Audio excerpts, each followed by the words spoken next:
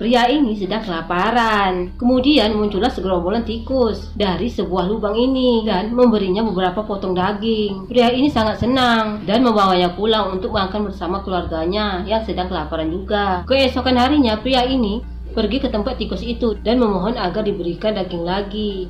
Si tikus ini malah menutup pintu lubang itu. Pria ini sangat marah dan langsung menendang tutup pintu itu. Pria ini pun langsung melihat ke dalam lubang tersebut. Pria ini pun kaget. Ternyata daging itu adalah daging manusia. Tikus pun langsung menyerangnya. Pria ini pun langsung menjadi santapan tikus-tikus itu. Kemudian anak dari pria itu pergi ke tempat tikus itu. Si tikus pun memberinya sepotong daging. Anak itu pun langsung membawanya pulang untuk dimakan bersama adiknya. Mereka tidak tahu kalau yang dimakannya itu adalah daging ayahnya sendiri. Si ibu ini pun sangat sedih karena suaminya tidak pernah kembali lagi. Jangan membuka mulut terlalu lebar saat tertawa kalau nggak mau jadi seperti cewek ini. Jadi ceritanya cewek ini dan teman-temannya lagi ngobrol dan tertawa bersama. Tapi si cewek ini tertawa dengan membuka mulutnya terlalu lebar dan akhirnya cewek ini pun jatuh dan mengakibatkan luka di kepalanya. Luka itu pun menyerupai mulut yang sedang tertawa dan mengeluarkan suara yang sangat berisik.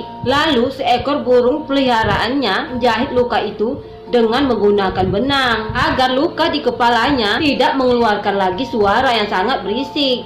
Dan akhirnya si cewek ini pun tidak berani lagi membuka mulutnya lebar-lebar saat tertawa.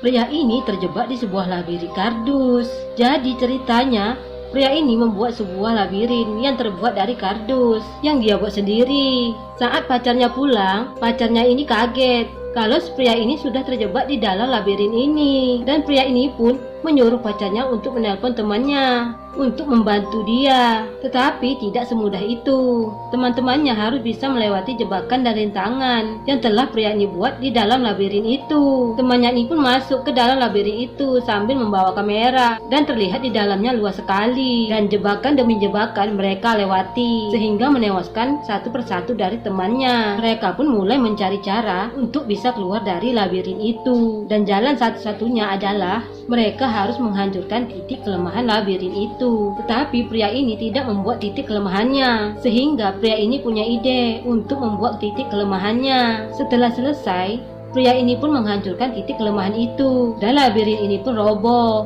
Mereka pun bisa keluar dengan selamat. Pria ini lagi jalan-jalan dan melewati sebuah perkebunan semangka dan banyak sekali buah semangkanya. Dia pun melihat ada dua orang yang mencicipi buah semangka itu. Dia pun membeli satu buah semangka dan membawanya pulang. Setibanya di rumah, dia pun memotong semangka itu dan memakannya sambil menonton TV.